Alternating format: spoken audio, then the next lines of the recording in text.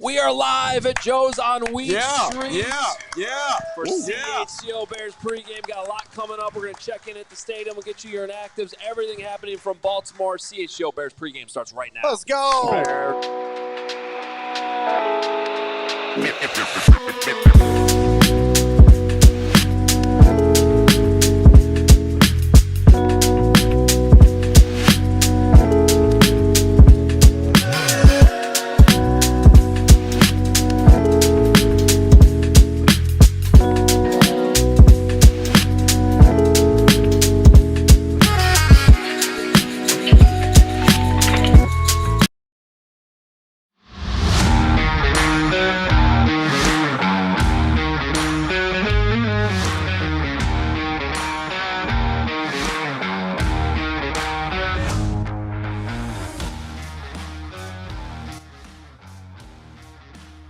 Download the Bet365 app. Use code CHGO365 when you sign up. Whatever the moment, it is never ordinary at Bet365.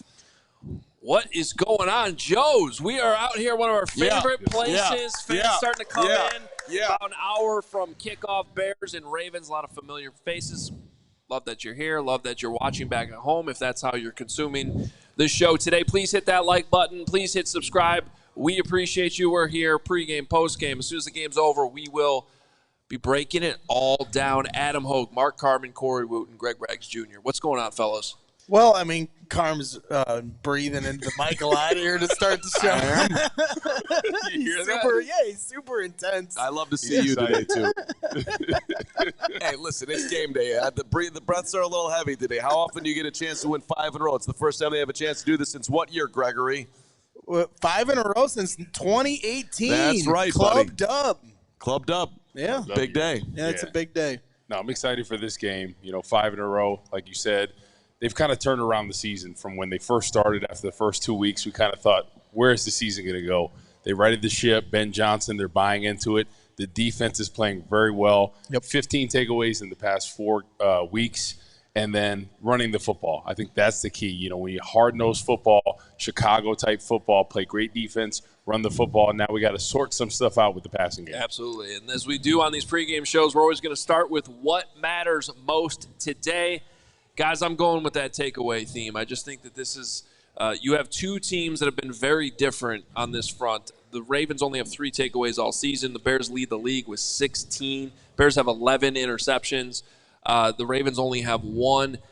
You would think just at some point the law of averages when it comes to takeaways is going to even out, and I just have this fear that it might be today. So for the Bears' sake, this is a game you're not going to win if you do not win the turnover margin. So for me, that's the key. And you look at who's at quarterback, Huntley. It's not Lamar Jackson. Yeah. I was kind of hoping to see where the Bears were if Lamar Jackson was the quarterback, but a guy like Huntley, you got to heat him up early and often. Dennis Allen has been doing a great job of that. Some of those exotic blitz looks, you got to knock out the run with Derrick Henry. But if he can give some of those exotic looks and pressures, they're going to get some takeaways today. So I'm going with the man who will have his hand on the center's rear end today. That is Caleb Williams. And You knew it was going to get weird. hey, listen, we're live at Joe's. Anything's possible. Let's have some fun out here today. Look, Instead of just saying quarterback. as you mentioned, Hoge, very accurately and I think importantly, 1 interception on this Ravens defense. The Bears had a phenomenal bust-out week last week on the ground. DeAndre Swift's been fantastic last 2 weeks. Kyle Monangai with 81 yards last week. To me, this is an opportunity for the passing game to get going today. And I love a lot of the props. We'll get into that later. But, look, Vegas is not expecting Caleb to have a huge day. I am expecting him to break out today. I'm expecting Ben Johnson to have it dialed up to take advantage of this Ravens defense. I'm expecting Colston Loveland with Cole Kmet out to have his best day as a Bear. So I'd like to see DJ Moore have his best game of the season. Hopefully, if the Bears are going to win today, I think Caleb's going to have to do a little bit more than he's done at least last week specifically. Definitely. And on my end, it's got to be on the defensive side of the ball. Derrick Henry, you got to stop him. You look at with the backup quarterback in there, they're going to try to run the ball early and often. He's had some fumbling issues, but I think this game comes down to stopping the run, being able to dial up some of those blitzes, get some of those turnovers like we've seen in the past 4 weeks. So stopping the run with Derrick Henry today. Yeah, and I'm going to piggyback off that because to me, one of the biggest keys in this game and what matters most is containing Tyler Huntley because this is his first start, right? They've been trying to go to Cooper Rush. That didn't work. The Bears have prepared for Lamar Jackson. Similar style of play. Bears did lose to Tyler Huntley a few years ago in Baltimore. I think it was in Chicago. Yeah. 2021. 2021, Tyler Huntley beat the Bears, and that was a tough game. I think Bears fans, if you go back and remember that. But you got to contain him because if you go back a couple games ago against Washington Commanders, Jaden Daniels had 10 carries for 52 yards. And when you're talking about the threat of Derrick Henry, who's the person I'm most worried about, if Tyler Huntley is able to break contain in that mesh point handoffs, then that's going to open up holes for Derrick Henry. So you have to make it one-dimensional so you can key in on Derrick Henry as best you can, but you can't do that if you're letting Tyler Huntley get loose on the outside. Yeah, I couldn't agree with you more. And he's a guy, a game breaker. He's like a Jaden Daniels. He's a Lamar Jackson. He has that type of speed. So it's going to be interesting to watch guys like Sweat and Dio. How are they going to contain that edge? Because one-on-one in a foot race, Huntley's going to win every time. So early on, let's see, what they do. What's the game plan if they're going to have linebackers have that contained or the defensive ends? It's been a really weird week, guys, in terms of roster moves and who's healthy for this game. There's a big one we haven't even had a chance to talk about because it happened after our last show. Here are your inactives for today, which really no surprises if you've been keeping up with the news the last 24 hours, but we do have to go through all this stuff. So your inactives today, Case Keenum, obviously, but Tyrique Stevenson out with that shoulder injury. That's very concerning going forward. Cole Kmet is going to miss his first game since he was drafted. Congrats to Cole for 90 straight starts in the league. That's a hell of an accomplishment. But unfortunately, ending today, I think there is a chance that maybe he can return by next week. So, and hopefully that's the case. Roschon Johnson out again. Ruben Hippolyte is inactive again. And then Chris Williams is a new one on the defensive line. They're opting to go now with Jonathan Ford, which was one of their roster moves yesterday. They signed Ford from the practice squad to the 53. Let's go through some of this because the big one, obviously, guys, Kyler Gordon not only hurt in practice on Thursday, but it was put on injured reserve, meaning he's going to miss at least 4 games. And, I mean, for all we know at this point, because nobody's commented on it, we didn't even realize that this was a significant thing on Friday. It could be worse than that. Honestly, we don't know. Until Ben Johnson says something, it's not great. But we know he's going to be out for 4 games. Same thing for Braxton Jones, who obviously has already lost the starting job, but still a pretty solid backup option to have should something happen to Theo Benedict. That now means, Braggs, your guy, Ozzie Trapillo, is a true swing tackle and might actually have to play left tackle in a game should he need to go in there. That's significant as well. And then the other big one is that Austin Booker and Amen Agbagbamiga still not activated from IR. I'm pretty sure that needs to be done by like Monday or Tuesday. Otherwise, Booker is out for the year. Right. And immediately when I tweeted out all these roster moves, how was that sip? Good?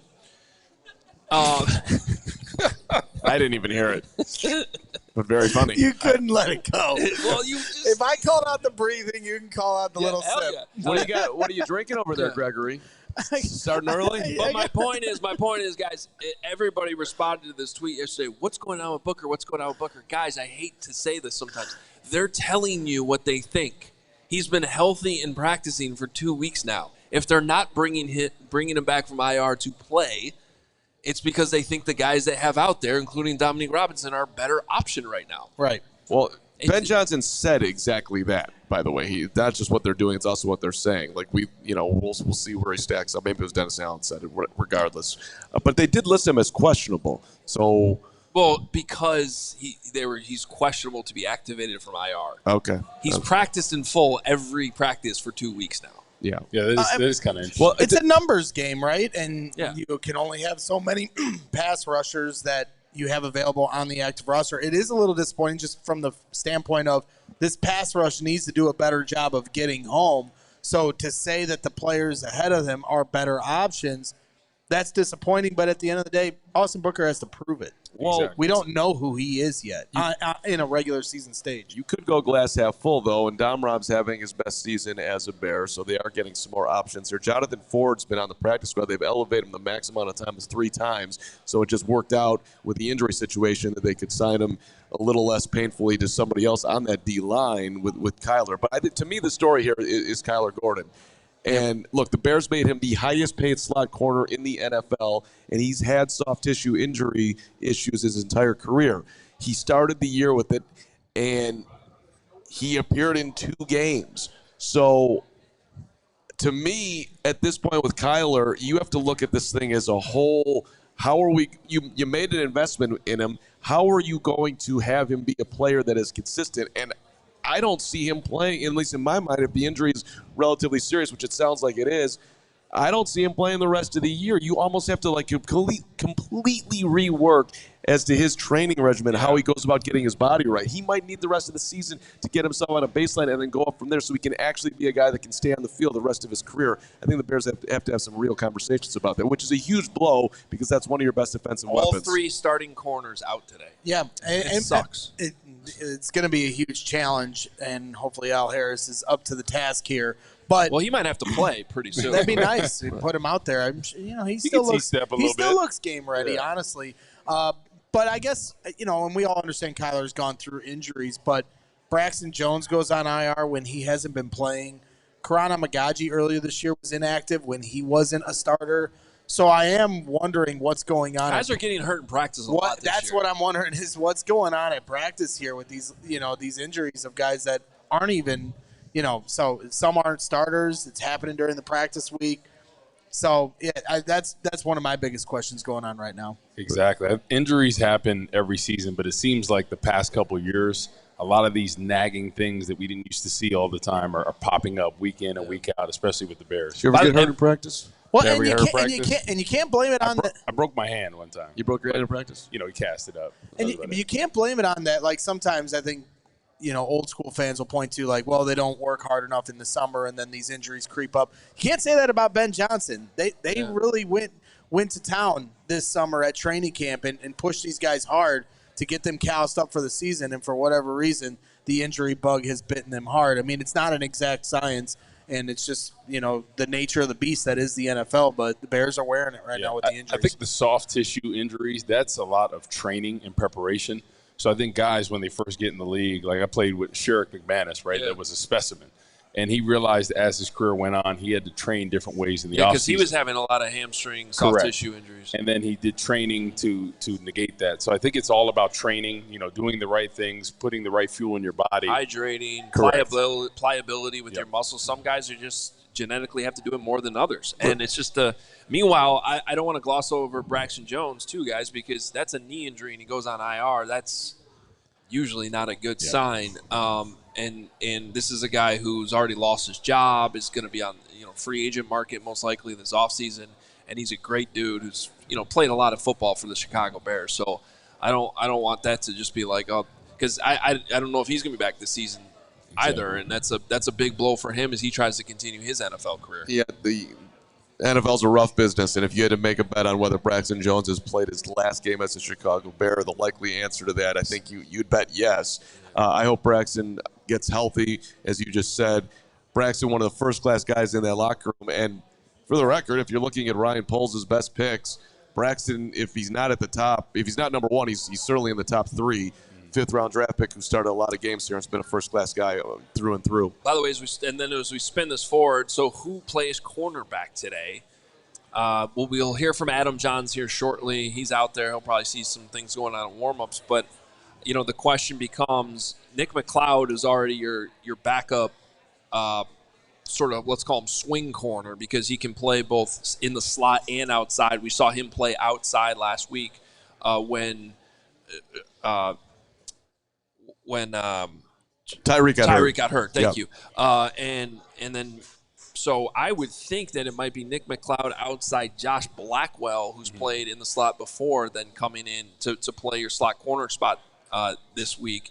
And then of course you have Nashawn Wright, who at least is still out there. I mean, he's become a starter for you and a reliable starter. Correct. So at least he's still out there. and can help you. But, man, they're hurting right now. Yeah, they really are. And I think this game comes down to the front seven. They really need to step up big just because of all the injuries on the back half.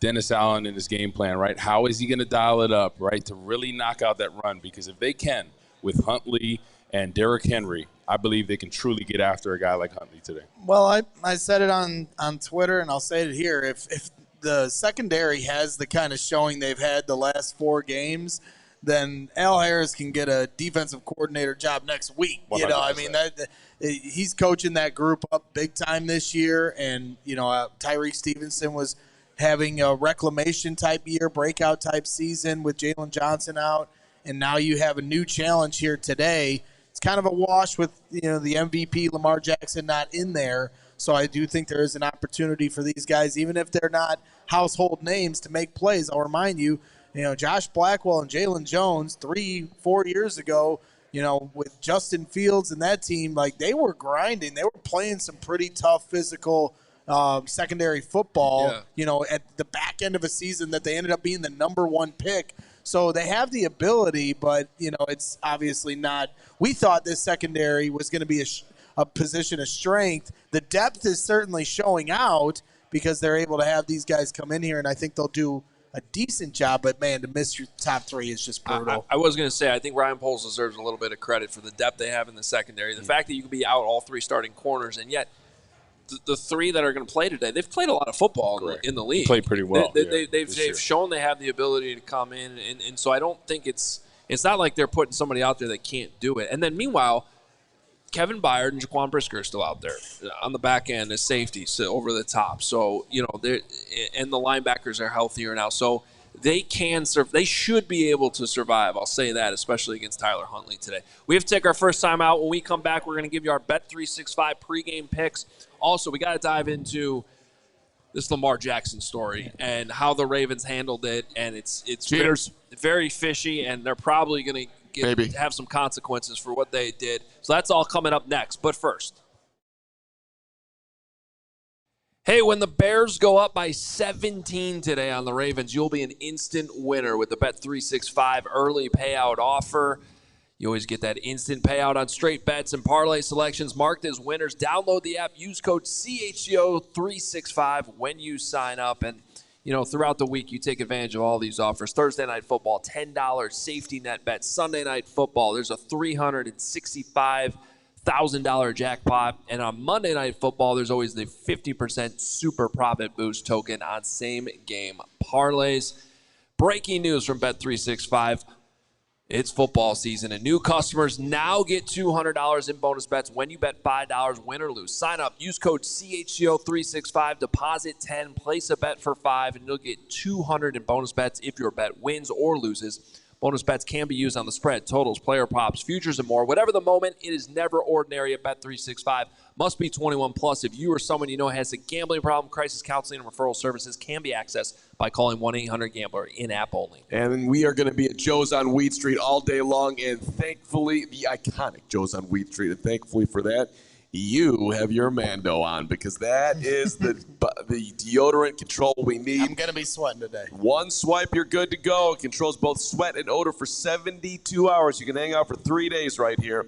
And after just 12 hours, the underarm sweat was reduced by 92%. And I've seen you got some shirts. Only 8% of my stink because of Mando. That's good. It's amazing. The Mando starter pack. Still too much. It is. It's Mando starter pack, perfect for new customers. It comes with a solid stick deodorant, cream tube deodorant, 2 free products of your choice. The mini body wash is amazing. So are the deodorant wipes. You get the free shipping. Special offer for you. New customers get 20% off site-wide with our exclusive code. Use code CHGO at shopmando.com for 20% off site-wide free shipping. SHOPMANDO.com. Mando, head to toe. Mando. It is time for our Bet365 pregame picks. Sign up, use code CHGO365. Deposit 10, place a bet for $5. You'll get $200 in bonus bets if your bet wins or loses. Bonus bets can be used on the spread, totals, player props, futures, and more. Whatever the moment, it is never ordinary at Bet365. Must be 21 plus. If you or someone you know has a gambling problem, crisis counseling and referral services can be accessed by calling 1-800-GAMBLER in-app only. Guys, we have a special treat for you today. If you go into the Bet365 app, I'm in it right now. And you select the Bears-Ravens game, you are going to see this pop up, a CHGO Bears Show parlay. Let's go. Wow. Let's go. Wow. And here's the cool thing, they juiced it up for us. So you instead of getting plus 430 on this, it's plus 500. And I actually saw that go down a little bit. The normal one actually went down to 420, but it stays at 500 for us. So if you want to bet this one, you can with us. I already did it.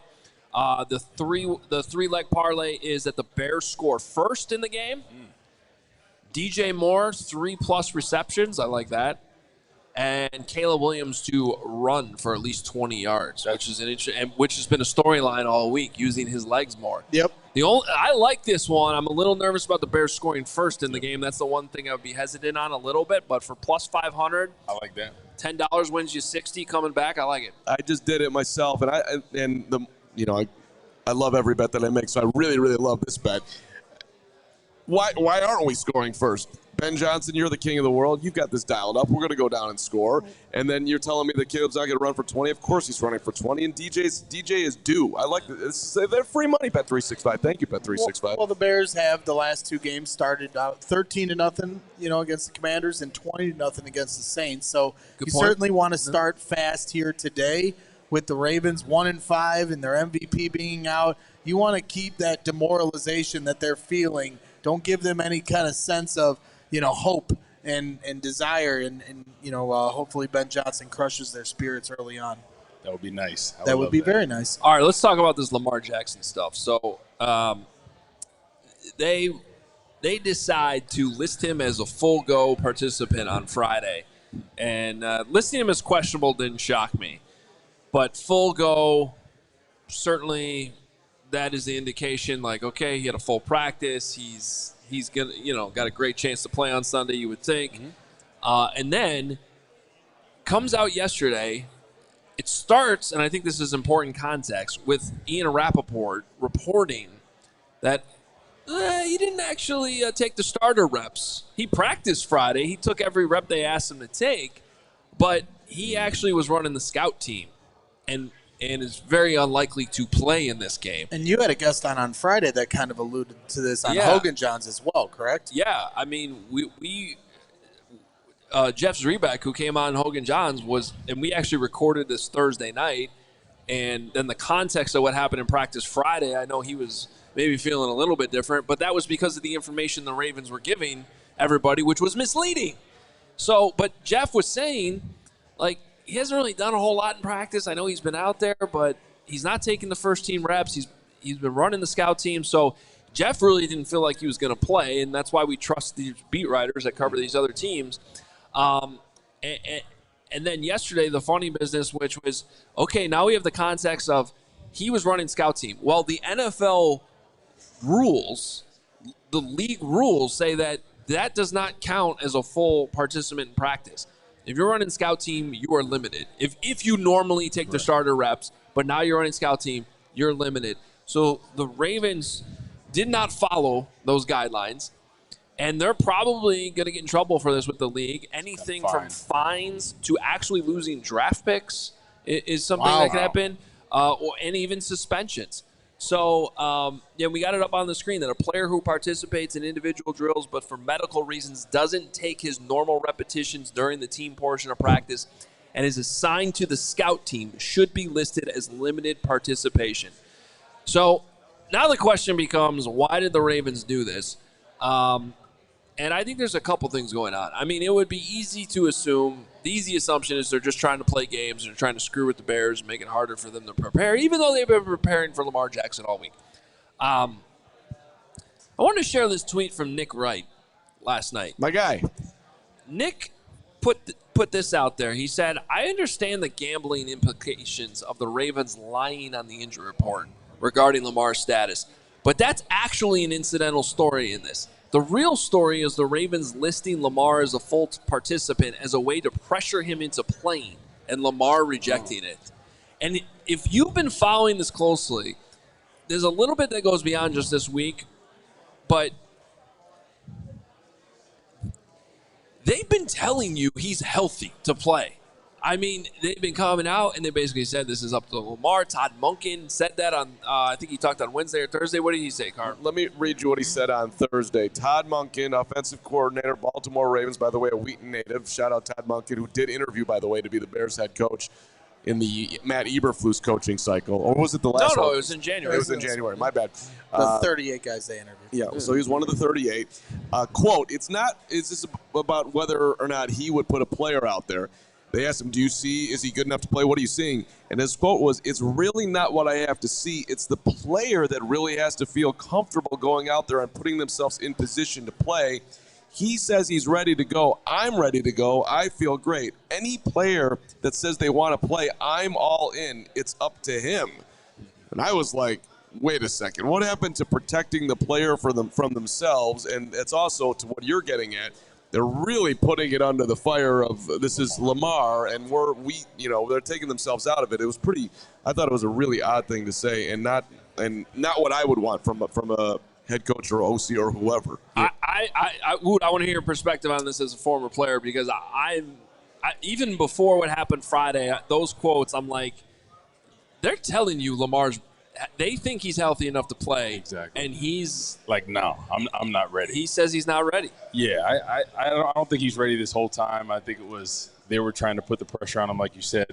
And in this day and age, I think players are realizing it's not like the olden days, back in the 70s, 80s, and 90s, where guys played injured, like really injured. Nowadays, you can say, hey, I'm not going to play. And they're not going to call you soft. They're not going to call you anything, because people are thinking about their futures. And hats off to Lamar Jackson. He's probably telling them, I ain't ready. Like, we'll wait next week, because I think next week they play Thursday. Play Thursday night in Miami, which has another sidebar to it. Ho, you want to talk about that? Well, that's where Lamar's from. Exactly. He is a Miami guy through and through. They're going to Miami on Thursday. He wanted just a few to be 100%. days away. I think he wanted to be ready to go for that game in Miami, which if we're doing a Ravens show right now, and we're talking about this, and our team's 1-5, and our starting quarterback is worried about playing Thursday night instead of today in what feels like a must-win game, I don't know how well that would go over. Well, and I think that's certainly a lot of speculation there, and maybe it is the case. But at the same time, I don't think it's a guarantee that Lamar plays on Thursday. They are 1-5. If they move to 1-6, I just go back to Tyrese Halliburton in the NBA Finals. It's a different circumstance, but just trying to make the point of he had a calf injury, tried to play through it, and tore his Achilles. He's out for the year. We're talking about one of the NFL, foundational players. He's an MVP player. And so for him, is the juice worth the squeeze to risk it when you talk about this team who's in turmoil? There's a lot of stuff going on. They're taking the games out of the locker room. It's like, red alert going on over there right now, which they're not used to in Baltimore. They're used to winning. So I definitely think that it's been fishy all week. And the other thing I'll say is I'm surprised that Vegas wasn't ahead of this, because that was the other end of the spectrum. Like, it didn't feel like to me all week that Lamar would play on Sunday, but Vegas lines would tell you he was. The Bears were 6.5-point underdogs. And with everything that's going on with the NBA this week, this is the worst week that you can pick to have something like this be called into question. And that's why the NFL is saying how they're going to potentially come down hard on this, because they have to separate this and say, look, this is an isolated incident. We're not getting lumped in with what's going on in the NBA right now. Right, yeah. And it's the line, too, speaking of the line, has been crazy since yesterday. So it stayed at 6.5 all week, despite all the speculation. Just will he play, will he not play? And that was a pretty strong indication, I thought, that that he was going to play. And then so this all immediately, when Rap Sheet reported what he reported, it dropped down to 3.5. Then they made the actual announcement, and it went all the way down to 1.5. Then it was back at 3 yesterday by the end of the day, and now it's at 2.5. I don't know that I've ever seen a line move this much pregame. Usually NFL lines are pretty set in stone with minimal movement during the week. Yeah, absolutely. But I also think just two things can be true at once. yes, maybe they were trying to apply a little pressure on Lamar, and yes, they were also playing gamesmanship, knowing that it wasn't a certainty that Lamar was going to play this Sunday. I've never really understood the gamesmanship part of it. I don't either. It's like, dude, who's out there is going to play? What does it matter if on Thursday you tell me Lamar's playing and then it's Tyler Huntley out there? I will make an adjustment. I'm a defensive coordinator. I'm Dennis Allen. I know exactly. You're preparing for both anyway. Yeah, like, come on, man. You're going to be ready to go no matter what happens. What about the did you see the Bears trolling the Ravens too? They weren't trolling. They weren't? No. What happened? No, explain it. I'll be the mediator. What happened? So the Ravens took out all the fun things. They got rid of, what did they get rid of? What's the list? They got rid of the ping pong table. They got rid of the foosball table. The video games. Yeah. Cornhole, as they call it. We call it bags here in the Midwest. Yeah, and then the Bears and put out I will beat any of you in bags. Anyone here at Joe's. The Bears put out this video. The competition doesn't stop now. And now it's sponsored by Snickers, so maybe this thing was thing. But we got T.J. Edwards and Tremaine Edmonds. They're playing Papa Shot. Now that's not just it. After the Papa Shot, we're going to move on over to the old ping pong table. Oh, we get that going on too. Wow. Not even a little bit. I don't know. You think about that because we got a big guy. We got to check in with Johns. But you think about that for a second. I want to hear. Think about it. He's like our wives. They jump into conclusions right now. It's an ad sponsored by Snickers, buddy. That's a little bit of a troll. You could have waited a week. You obviously don't read Pat Finley in the Sun-Times, who actually wrote a story about this, about how they weren't trolling him. But, some of us do our preparation. Who does their preparation? I missed the Finley didn't troll a piece. Shout out Pat.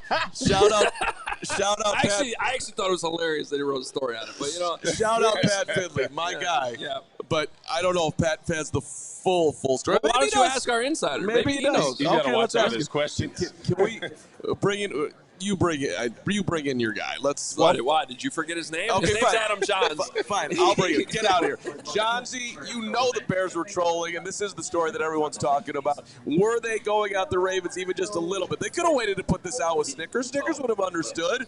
You think it's just a non-story, or perhaps there's just a little bit of something in there?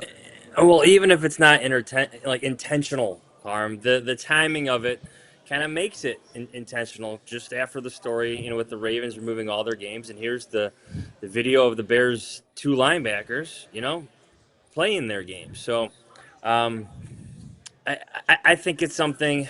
I don't know if it's a non-story, but there's something to it, I think. Thank you, Hoge. Okay, there you go. Pat Finley, peace be damned. I think this is the type of thing that Greg Braggs and his Spaces friends worry about, but shout out to Spaces. I love Spaces. Truthfully, I didn't pay much attention to it. I just saw it on social media myself. Yeah, okay. Johnsy, please tell us who the hell's playing corner. Is Al Harris going to have to put on a jersey today? What are you seeing out there on the field? I actually packed my pads, and after I'm done with this hit, I'm going down to the field. I'm going to play myself. Yes, the game is back on for me. But it's Nick McLeod, in all seriousness, and we know earlier in the year, Nick McLeod earned some trust from Al Harris, earned some trust from Cannon Matthews when he played nickelback in place of Kyler Gordon. So, I would imagine you're going to have a secondary.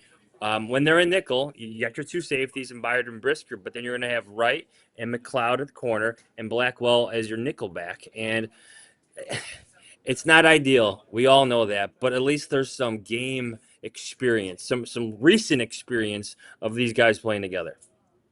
Well, I guess I'm curious what the weather's like in Baltimore. The last two games, the Bears have had to deal with some weather, and some wet conditions in Washington, and the Saints game in Chicago. So I'm curious, is the sun shining bright in Baltimore today? Greg, my friend, it is a beautiful day for football. I'm looking out the window right now. Not a cloud in the sky, at least for where I'm looking at. It's beautiful. It's 60 degrees right now. The sun is shining. It is the perfect fall day for football here in Baltimore. There you go. Hey, Johnsy, one thing we didn't really get too much earlier in the show with all the roster moves, one of the moves they didn't make had to do with Jake Moody, which means Cairo Santos is the kicker today and back. What have you seen from him out there on the field so far? Didn't see too much other than the normal routine, to be honest with you. And truthfully, as you go through this and knowing what happened this past week, my level of concern, if I'm the Bears, is just please don't re-aggravate it in some capacity. Don't trip, don't hurt, don't try to pull the ball. Don't try to put too much energy into your kicks in pregame where you're hurt or you re-aggravate that thigh injury. But as far as I know right now, sitting where I'm sitting, all is going to be good with the Bears kicker. But that would be my one concern, like throughout the entire pregame routine. If I'm Richard Hightower, is like, please don't tweak your injury in any shape or form before kickoff here. Yeah, and they could have still elevated Jake Moody, just to be safe and have a backup. So they must feel pretty good that he's back from this injury. And quickly, if you guys missed this during the week, it is interesting because I talked to Cairo about the timing of when this happened in that Raiders game. And it actually happened when he was kicking into the net right before he had to kick a 51-yard field goal, which he made an extremely important field goal in that game. So he actually kicked that one sort of banged up, and then he would have probably kicked a field goal if he had to later in the game, but then they had Torrey Taylor handle kickoffs from that point on just to be safe, and then he suffered a setback after that. I think he was preparing for the next game or the game after that. So anyway, he's back, and that's good. So, Johnsy, yes. You look at the Bears the past couple of weeks. Special teams, they've done well. They've got the running game going. Defensively, they're getting turnovers. Now, offensively in the passing game, what do you want to see from Caleb Williams in this offense this week? I want to see that completion percentage to be around 65 to 68% today. I want to see some check down completions. I want to see some the gimmies, the ones that you just have to complete for 5 or 6 yards. The chunk plays are exceptional. Like Ben Johnson is scheming those into the offense, and you love to see them. But there's some gimmies on the field. There's some easy check down completions that I think Caleb has to get to in certain situations. And the Ravens defense, it's not good, guys. You look at any stat, the pass defense, not good. Run defense, not good. This should be a game where Caleb flirts with a 70% completion percentage day. Get that up, have some success in the red zone, be good on third down. That comes down to Caleb Williams, trusting his eyes, trusting his feet, delivering the football on time. Maybe the Ravens throw a couple wrinkles at them, but everything says, just looking at these numbers, and I know they got Roquan Smith back, but I'm not sure one guy really changes what happens up front. They are still missing some key players on that defensive line here in Baltimore. This should be a very productive day for the entire offense, including Caleb Williams. So let's throw Colston Loveland into that, Johnsy. His over-under on numbers, I was looking on Bet365, is 34.5. Tribune had a nice little note that Loveland's run 72 routes this year, and on the 72, he's got 8 catches. 13 of those on 72 of 13 of those 72 routes, he had a target, 8 catches. Do you think that Loveland has the breakout today with Cole missing? I think number one, they're going to run the ball quite a bit here to set up their play action game. So. Yes, I think you're going to see an uptick in production. Some of those targets, some of those plays that were probably geared towards number 85 will now go to number 84. So 5, 6, 7 receptions, I think that's on the table for the rookie. And I think everyone's been kind of waiting for that, especially Adam Hoge, who's tracking everything that Tyler Warren is doing in Indianapolis. That conversation is not changing. That's not going away. But I think Colston Loveland's situation is a bit different than what Tyler Warren has in Indianapolis. You have Rome Odunze, you have DeAndre Swift, you have Cole Kmet. Like, you have a different situation here. You have DJ Moore. You have a lot of options in this Bears offense. But, again, given now number 85's injury, I would expect that target share and the receptions that come with it to increase for the rookie here in Baltimore. Yeah, I mean, you're also going to have to really add Durham Smythe into the equation as well as much as you do, because Ben Johnson wants to and needs to run 12 personnel to run the ball, and if you're going to make the same things look different and different thing looks the same, that means he can't just be out there for run plays. Well, yeah, but one quick note is that the Ravens have struggled a lot defending 11 personnel this season, so we'll see. You saw that adjustment in the Commanders game where Ben ran the most 11 personnel that he ever has. And Hoge, I'll do your work for you and just point out that Jonathan Taylor's like an MVP candidate in Indy, so there's I mean, it's not like this Tyler Warren thing. I do believe he leads the entire NFL in catches from the tight end position. So and who's his quarterback? I believe the name is Daniel Jones. Danny Dimes, right? Danny Dimes. Shipped out of New York. 71% completion percentage, Danny Dimes. That'd be nice. We'll get there. Yeah. One day. It's coming. Hey, Johns, you had a pretty awesome story come out this week on Al Harris and the impact. Is it good?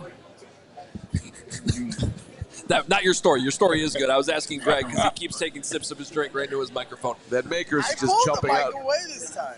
I was wondering what that sound was. Noise. John, your story was great. Tell us about it. Well, I think Al Harris has his work cut out for him today.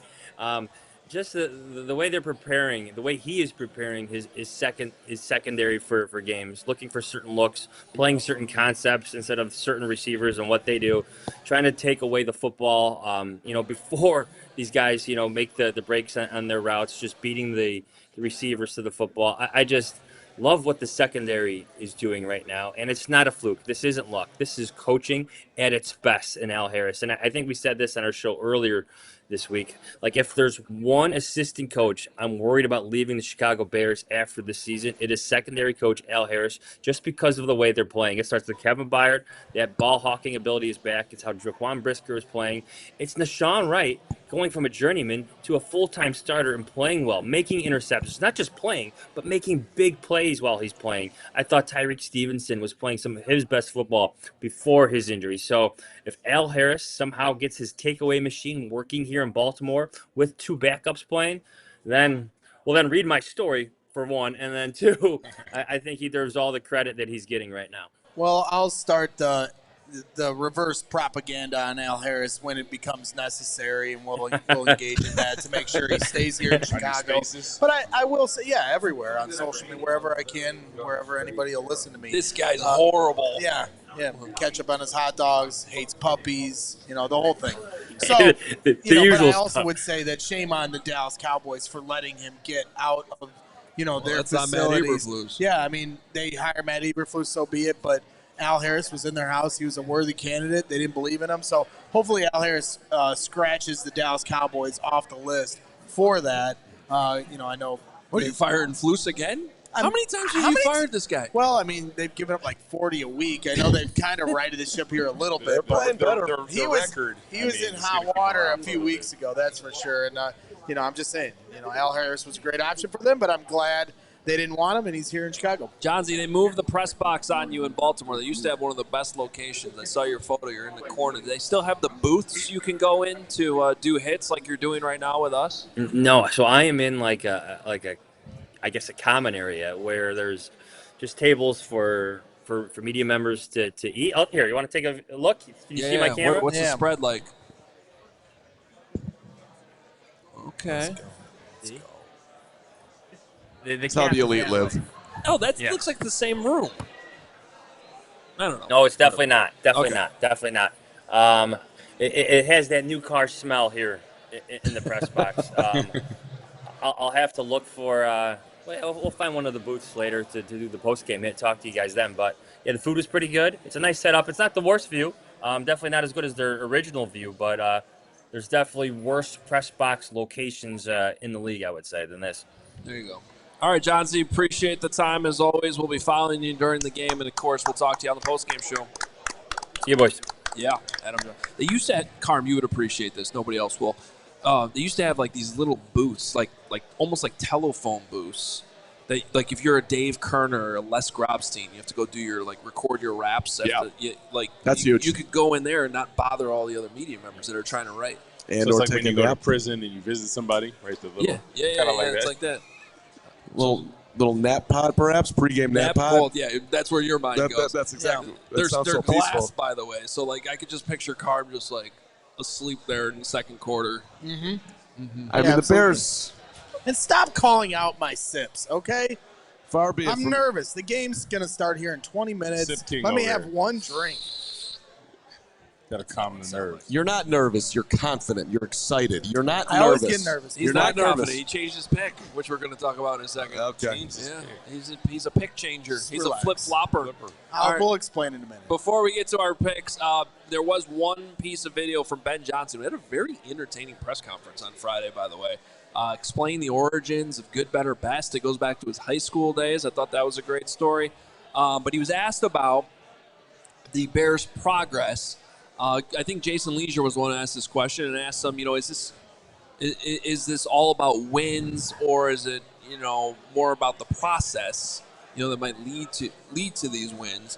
We're trying to pull this up now, so I'll continue to stall. But the good, better, best stuff I thought was very entertaining. Oh, this is what I want to bring up here. We can talk about this for a second while we get that video ready. If the Bears win today, there's this Wiener Circle. He said Wiener. No, I was. Sorry. There's this Wiener Circle challenge out again that if he takes his shirt off. Better than the cocky circle for Carman. Okay. It's public. You can't say that. That's what he calls a drink. I'm sorry. Yeah, but you added the rest of that. Come on. Joe's on Wiener Street. It's a first-class establishment. Leave the Carm jokes that are elite for in studio. Go ahead. If Ben Johnson takes his shirt off, either during or after the game, I don't know why he would do it during, but the whole city will get free hot dogs again at Wiener Circle. And he was asked if he'll do this, and he had a pretty funny response. Like, I don't think anybody wants to see that. Here's my thing. If they win this game, I think it happens. Because I think the players are aware of this enough that when he gets in there and he does his whole post-game speech, they do good, better, best. I think they might rip that shirt off him. Or they might start chanting it. I wouldn't be against it if that's what he does, just to keep this energy going. But I also would love it if he holstered it when they make the playoffs. If they make the playoffs, rip the shirt off. Like, that's like kind of the final. Oh, you've really thought this out. I mean, to go 5-2 after starting 0-2. I mean, because I don't want, good. like, hey, the Wiener Circle thing was great with Caleb, and that was great energy for the city. So let's keep the mojo going. I'm for that. But at the same time, if you're Ben Johnson, you're head coach of the team, I don't want to celebrate too early. I want, like, if they win this game and they're 5-2. It's not like he's doing a champagne correct spray. He's taking his shirt off so that his fans get free hot dogs. You celebrate the win, then you move on. We're talking about hot dogs. Do you remember 1985, my friend? They did the Super Bowl shuffle like week 3 of the season. Yeah, we're over 1985. Okay, we're not. Yeah, let me know when we win it. We are not over it. Yeah, we're over it. I know you didn't experience it. It's we're okay. Here for. I was 2 months old. Thank you very much. Didn't experience it. Yeah. Didn't experience it. Didn't experience it. I saw him win a Super Bowl. You didn't. That's how now old you are. Who's 2 months old? Yeah, exactly. All right. Here is that clip. Ben Johnson talking about team expectations and kind of how they're judging this whole thing. I thought this was a super interesting answer. Always process. And now I know this is a results-based league and we got to win games. I know that. But when we have our process right with how we come into the building throughout the week, how we're meeting, how we're walking through, how we're practicing, that's what gives us a chance on game day. And it doesn't mean we're going to win on game day, but it means we're going to give ourselves a shot. So I feel good about how we're improving in that department. Each week it continues to get better. I'm seeing the fundamentals show up more in practice. We had padded practice on Wednesday, and I thought it was one of our better Wednesday practice that we had all year long so far. And so these guys, they're getting it. They're hungry. The wins help in terms of wanting a little bit more because they haven't been pretty wins yet. And I think when we really start to turn the corner here and when we know that we're on the right track, some of these wins, that feeling in the locker room is going to be like, well, shoot, it doesn't necessarily feel like a win because we didn't play as well as we're capable of. And right now, we're really excited because that feeling of winning is so important for us that it makes us want to come back for more. But there's going to be a point where it's going to be like, okay, well, we got to play even better than this,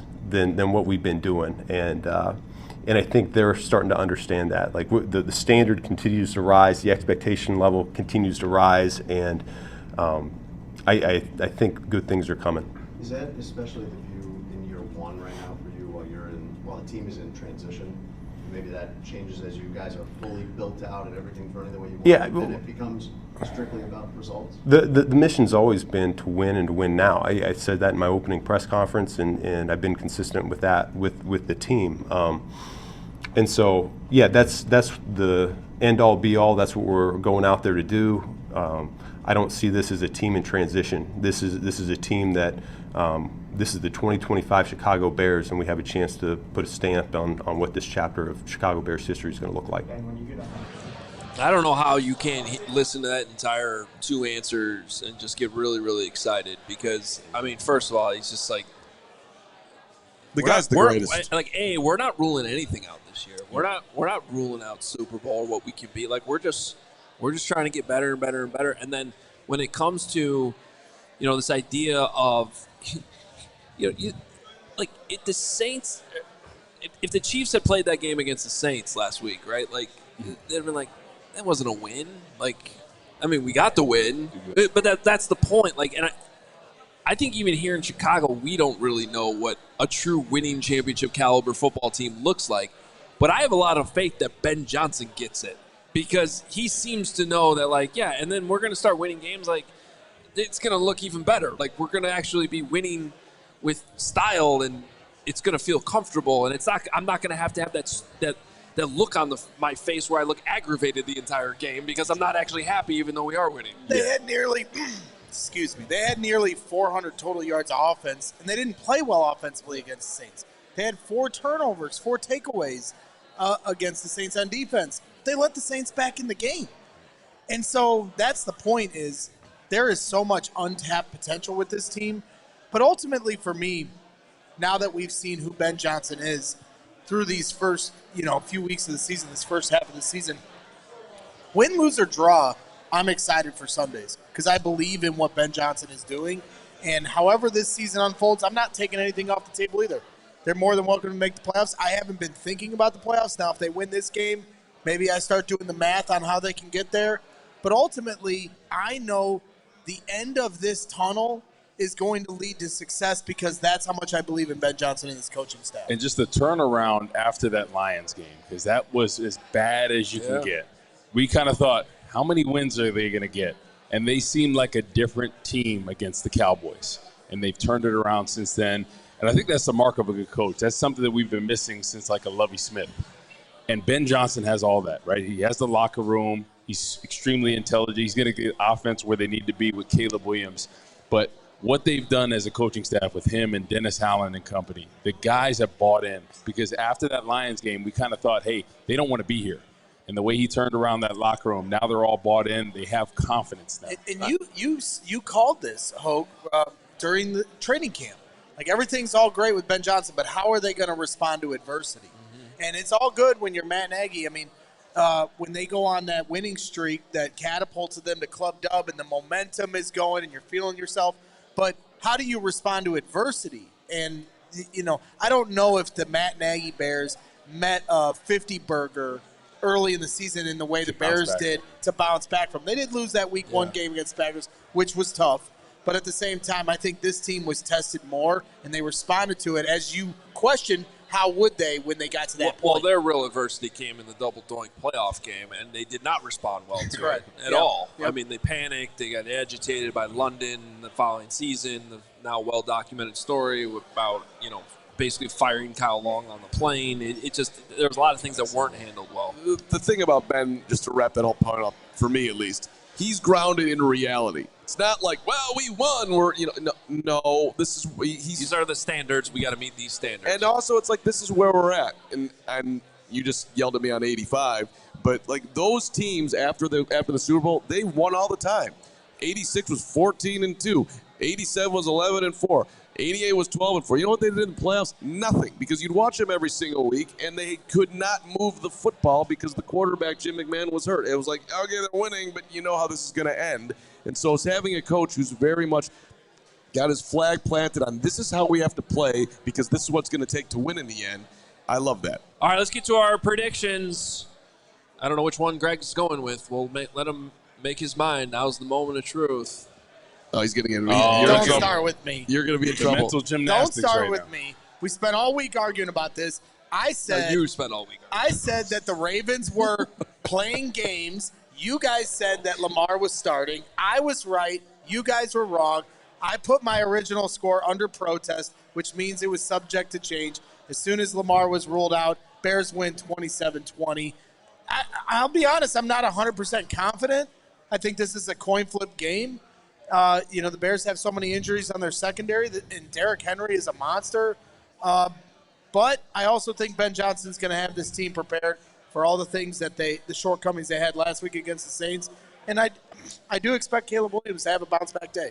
Woo, you're pretty confident. I am. I'm very confident in this game. Just this past 4 weeks, I think the team is confident in themselves, even with all the starters out. I think Dennis Allen is going to have a great game plan against Tyler Huntley and them, knock out the run against Derrick Henry.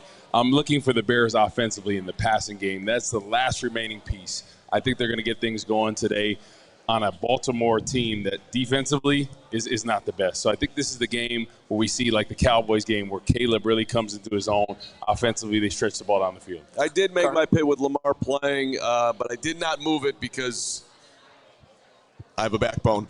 And so Ravens 26, That's Bears debatable. 25. I hope that I'm wrong. And yes, I have no idea what's going to happen today, just like everybody out here or anyone making a prediction. But I do think that Roquan Smith has this thing circled since the day that he left Chicago. So I'm worried that the Bears are not going to be able to put up enough points, although I do have them scoring 25 today. Yeah, that's where I'm at on this game too.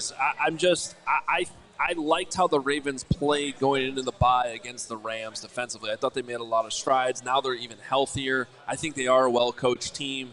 And so this is kind of like I need to see this one more week on the road against it. Like the Commanders game was a similar one, but I think this one is even more so because the Ravens, I think we still believe they have a good roster, and this is a kitchen sink game for them. They have to win this one. So I just think it's going to be tough at times to move the ball. So I am going with the Ravens 24-21. I will say this though, I'm gonna do a Hoge hedge a little bit. Uh-oh. I can see a scenario where this ends up turning into the Cowboys game. I don't see it going the other way. Like, I can't imagine there's a world where the Bears get blown out, but I could see a scenario where you kind of read the tea leaves of what's going on in Baltimore right now, and I think it's a fractured locker room. I think this drama with Lamar is a pretty big deal. I think, as much as they want to minimize how they move, the coaches are claiming they're not the ones that took the ping pong table out of the locker room or whatever. The team leaders did it. Okay, good on the team leaders. You still had to do it. You still felt like you had 2 minutes. So there's a lot of evidence here that things are not going in the right direction for Baltimore, while they do seem to be going in the right direction for the Bears. So I will say, if I end up being wrong in this prediction, I think it'll be on the side of the Bears actually win this thing comfortably. Well, I would say this, too. I'm very grateful that the Bears found a way to beat the Commanders, because this game does somewhat turn into a little bit of house money, where I think the Bears – can afford a loss. It would be great if they won. But ultimately, when the schedule came out, at least personally, these were one of the games that I had zero expectation for them to win. So the fact that now you can walk into Baltimore and feel like you have a chance or arguably should win, I think is very encouraging, because, as I said, when the schedule came out, it didn't look very good for the Bears to even have that opportunity. So they have one today to get to 5-2, and if they do, this city's going to be talking about playoffs. Playoffs? I like it. By the way, Adam Johns is 5-1 in his predictions this year, and he picked the Bears to win 27-23.